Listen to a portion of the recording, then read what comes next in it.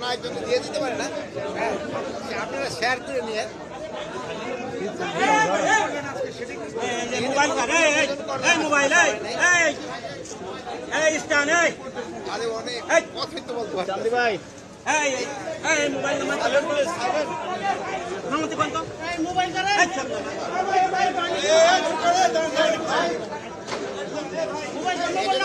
Mobile হলে আসলে বাইঙ্গা লাগে। আজকে এটা কোনো উদ্বোধনের অনুষ্ঠান ছিল না, এটা ছিল একটা পরিদর্শন।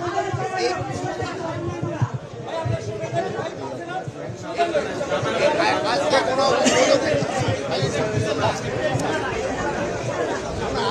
উদ্বোধনের অনুষ্ঠান ছিল না, এটা ছিল একটা পরিদর্শন। আপনারা জানেন এই কৃষি মন্ত্রণালয়ের অধীনে শাক সবজি ফল মূল এইখান থেকে এক্সপোর্ট করা হয়। এটা কীভাবে এক্সপোর্ট করা হয় ওইগুলি দেখেন। আপনারা জানেন কিছুদিন আগে ইন্ডিয়ার একটু সমস্যা ছিল, ওই সমস্যায় আমাদের কিছু পরিমাণ সবজি বিদেশে এক্সপোর্ট করতে আমাদের ডিফিকাল্ট হয়েছিল এবং কিছু ফলমূলও এক্সপোর্ট করতে আমাদের সমস্যা হয়েছিল। এবং ওই সময় আমাদের যে বিজনেসম্যান যারা ছিল তারা কিছুটা সমস্যা করছিল, এইগুলি ক্ষতি হয়েছিল তাদের। এগুলি এখানে দেখা প্লাস আমাদের যে অপোজিটে যে একটা কোল্ড স্টোরেজ আছে, এই কোল্ড স্টোরেজটা আরও বড় করতে হবে, যেহেতু আমাদের এক্সপোর্ট আগের থেকে বেশি।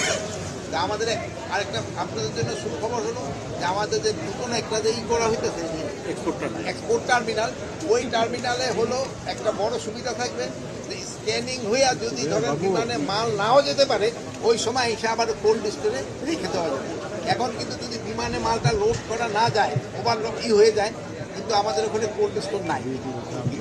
বাট নতুন টার্মিনালে এই প্রভিশনটা আছে, এটা হয়ে গেলে একটা সুবিধা হবে। আর আমরা প্লাস এখানে যেখানে বানার এখানে দেখবেন অন্য সবজি, এখানেও আমরা একটা কোল্ড স্টোরটা আরও বড় করি, যেহেতু আমাদের শুধু একটা আইটেমের উপরেই থাকতে হবে না, আমরা বিভিন্ন আইটেম যেন আমরা এক্সপোর্ট করতে পারি এবং কীভাবে এটা বৃদ্ধি করা যায় এই জন্য চিন্তা ভাবনা করা।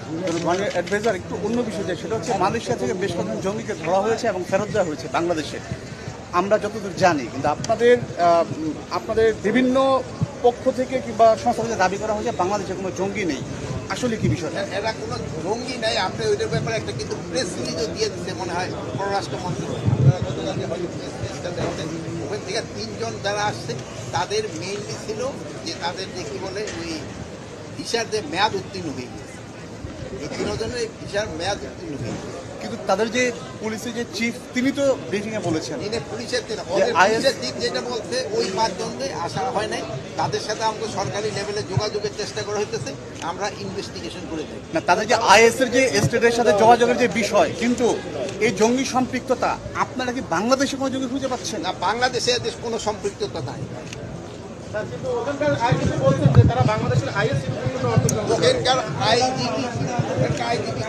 আমি জানি না, ওখানকে থেকে আমরা যেই মেসেজটা পেয়েছি অফিসিয়ালি লেভেলে আমরা কোনো সরকারি লেভেলে মেসেজ পাইনি। আমরা এইভাবে বিভিন্ন মাধ্যমে আমরা যে মেসেজটা পেয়েছি ওইটার একটা কিন্তু প্রেস সিরিজ আমাদের পররাষ্ট্র মন্ত্রণালয় থেকে আপনাদের দেওয়া গেছে।